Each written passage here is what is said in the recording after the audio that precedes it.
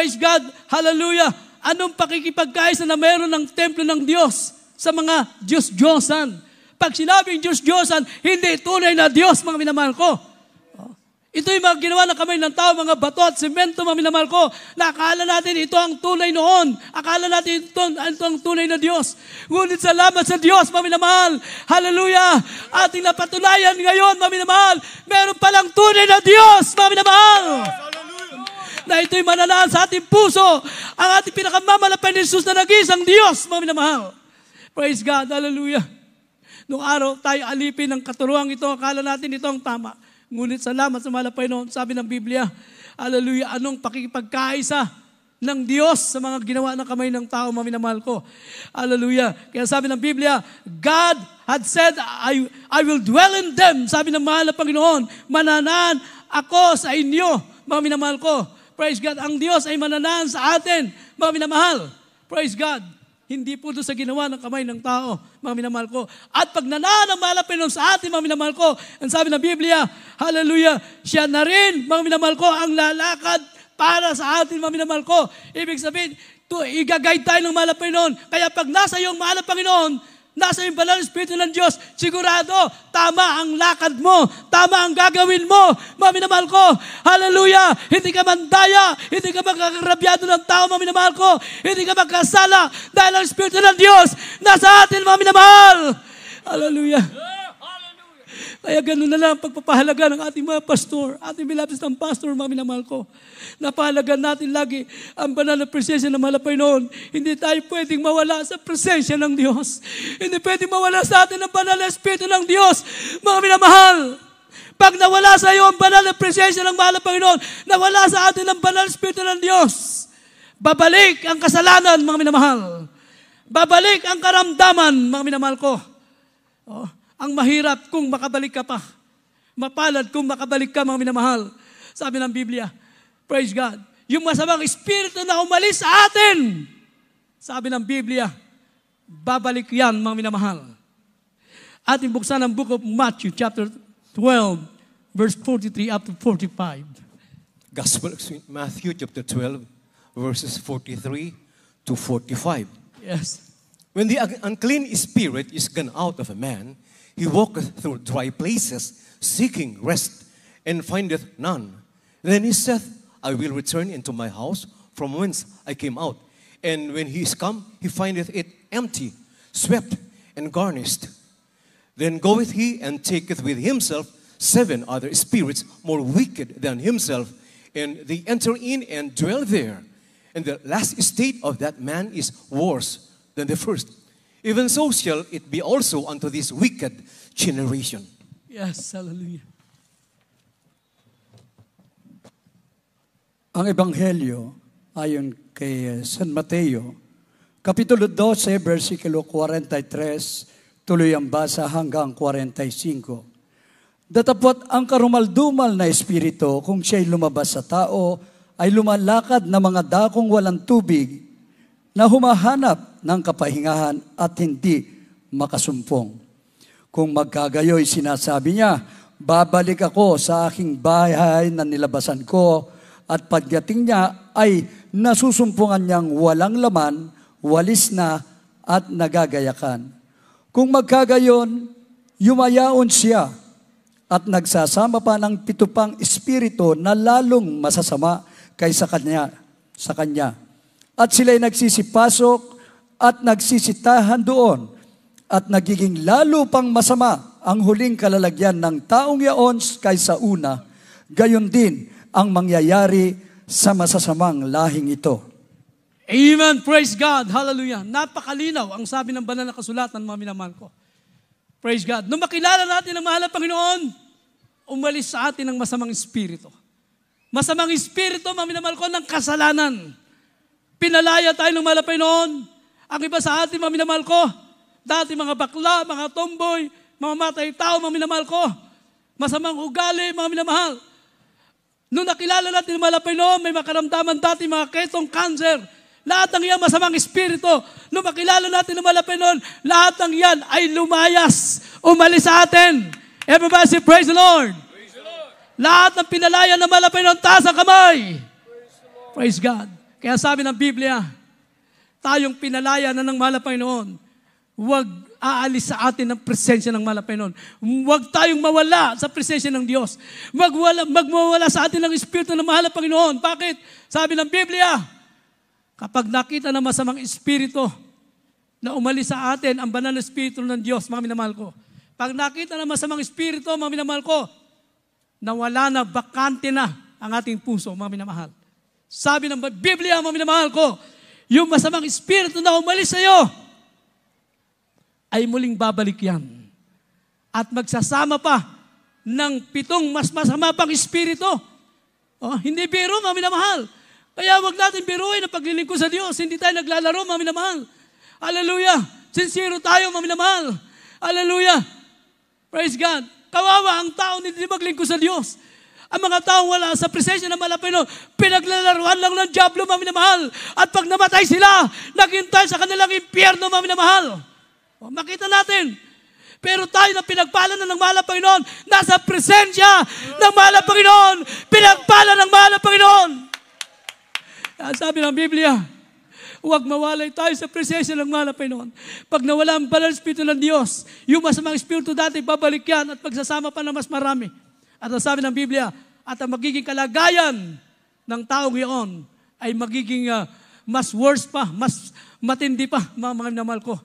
Kaya hindi po biro, mga minamahal. Hallelujah.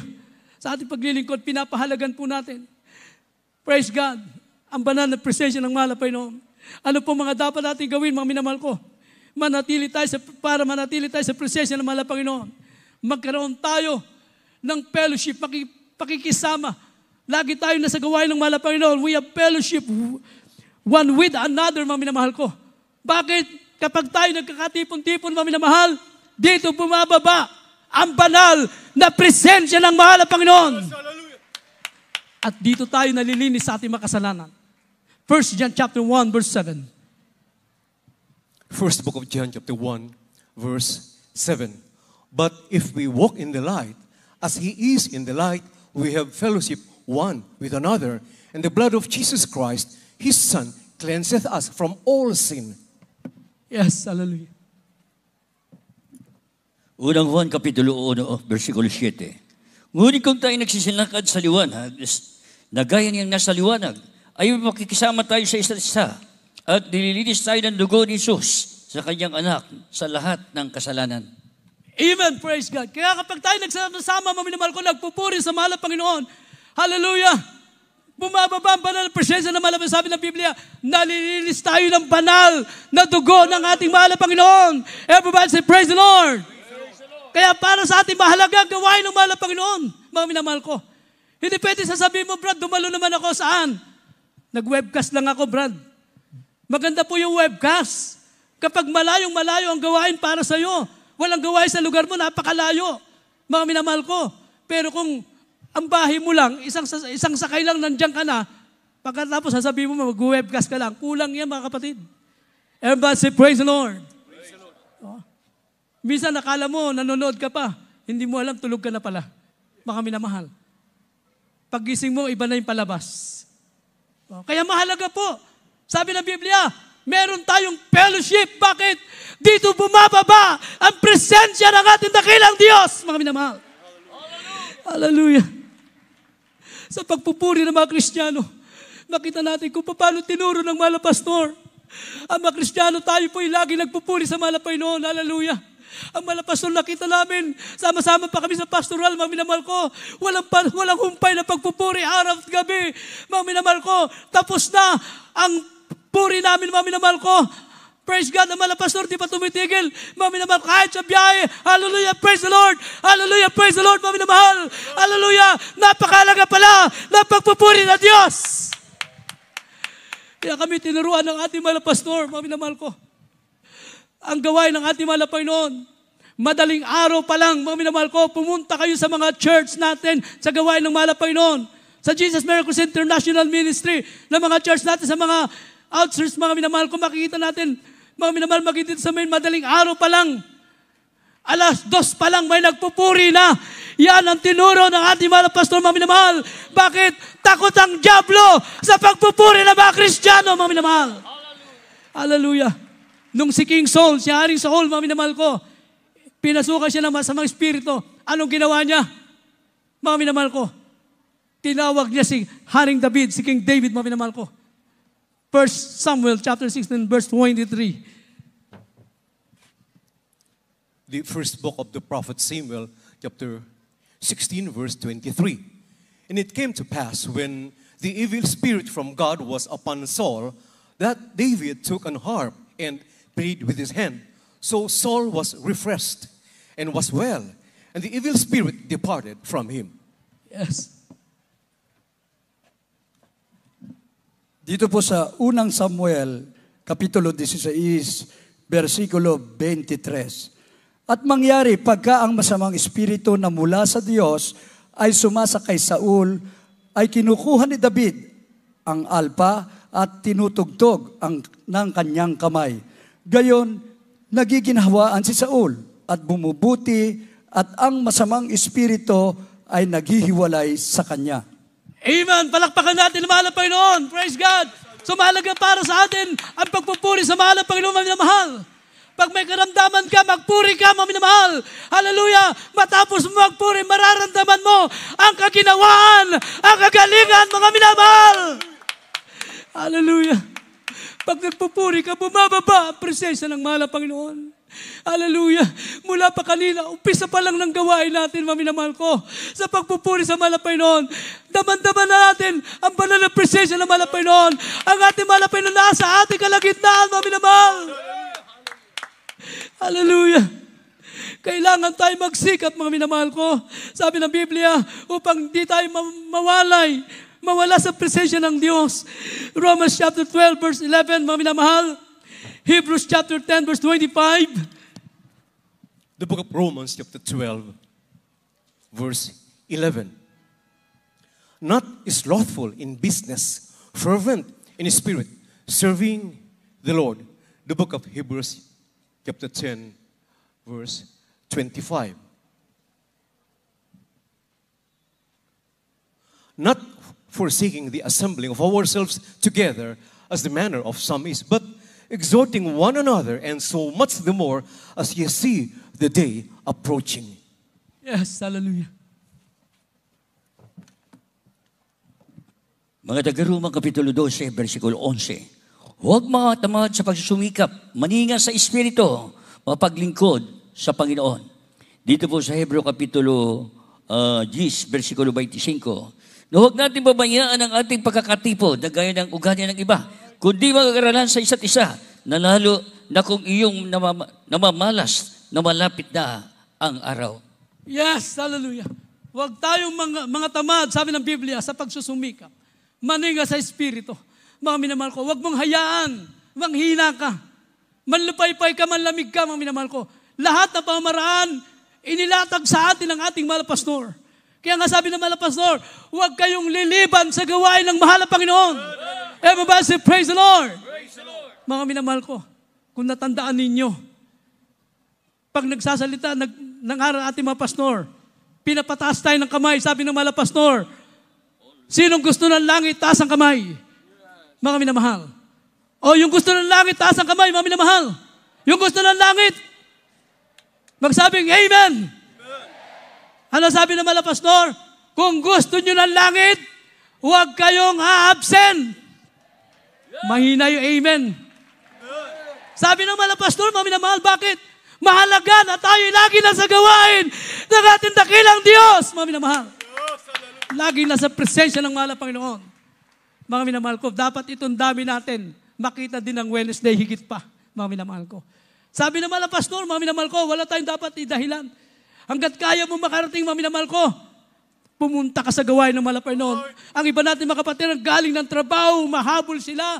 Yung mga estudyante galing sa eskwela, humahabol sa gawain ng mahal na Panginoon. Bakit? Mahalaga ang gawain ng ating dakilang Diyos para sa atin. Mga minamahal ko, kaya sabi ng Biblia, para hindi tayo mawala sa presensya ng mahal na Panginoon. Praise God. Ano pa? Ephesians chapter 4, verse 30. And 1 Thessalonians chapter 5, verse 22.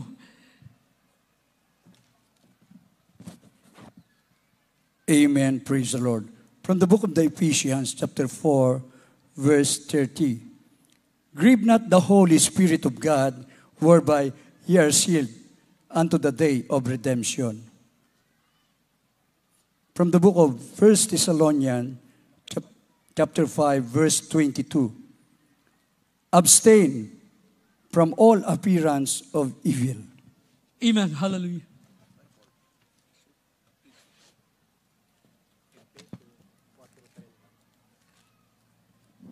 Dito po sa Efeso Kapitulo 4, ang talatay 30. Amen. Praise the Lord.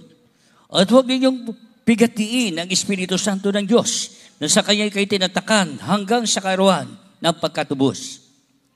Dito po mga sa unang Tesalonica Kapitulo 5, versikulo 22. Layuan ninyo ang bawat anyo ng masama. Amen. Praise God. Sabi ng Biblia, huwag nating pigatiin, mga minamahal ko, ang banal espiritu ng mahal na Panginoon.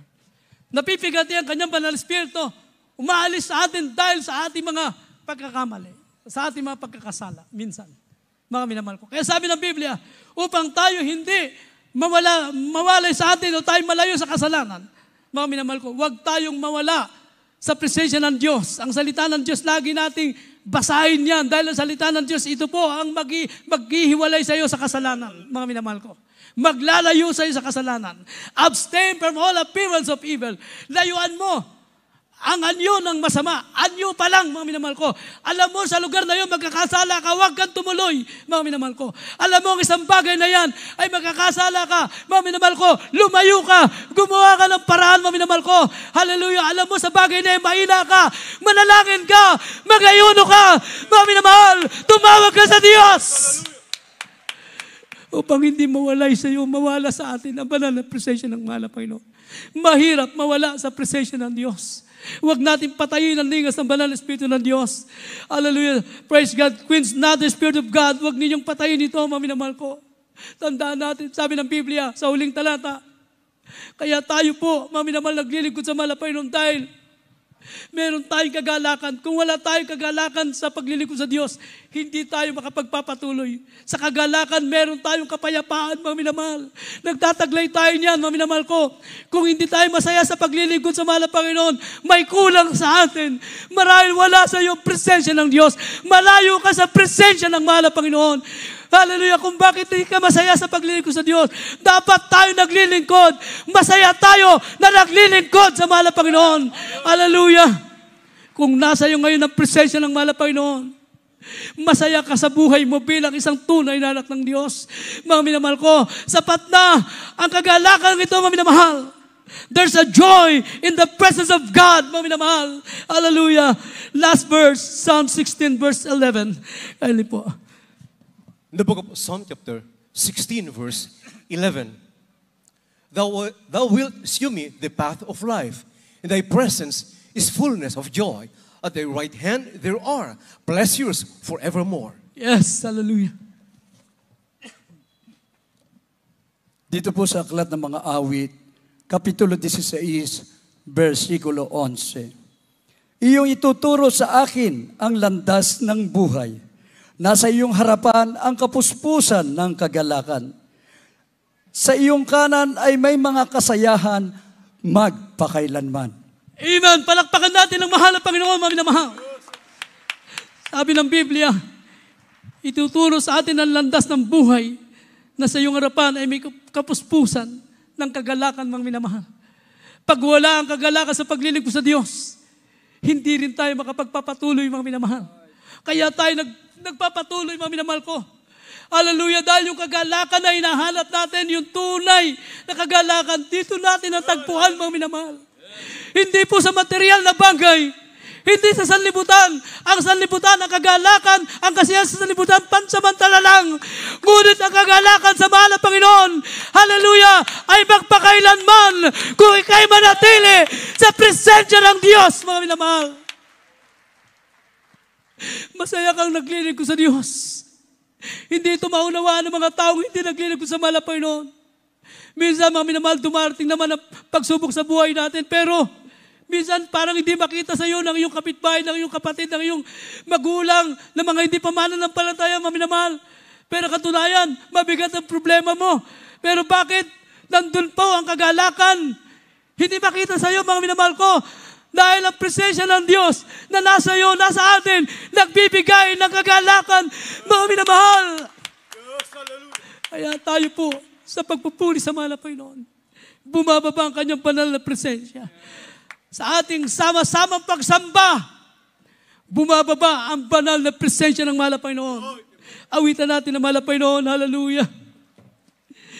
Praise God. Lagi natin inaasam. Kaya tayo nagpupuri sa mahal na Panginoon. Bakit, maminamahal ko? Bakit tayo nagpupuri sa mahal na Panginoon? Dahil ba gusto lang natin gagaling karamdaman natin, maminamahal? Gusto lang natin pagpalain tayo ng mahal na Panginoon? Hindi po. Kaya tayo nagpupuri sa Diyos para maramdaman natin ang banal na presensya ng ating dakilang Diyos. Dumaloy sa ating buhay, mga minamahal. Pag nadama mo ang presensya ng mahal na Panginoon, uuwi ka, mga minamahal. May kagalakan, may kagalingan, mga minamahal. Hindi mo mapaliwanag na kagalakan, nararamdaman mo. Mga minamahal, bakit masayang-masaya ka? Mga minamahal, bakit? Dahil sa presensya ng mahal na Panginoon, mga minamahal ko, there's joy in the presence of God. Hallelujah. Awitan natin ang mahal na Panginoon, mga minamahal. Sa bawat oras at araw, mga minamahal ko, ikaw ang kalakasan ko. Hallelujah.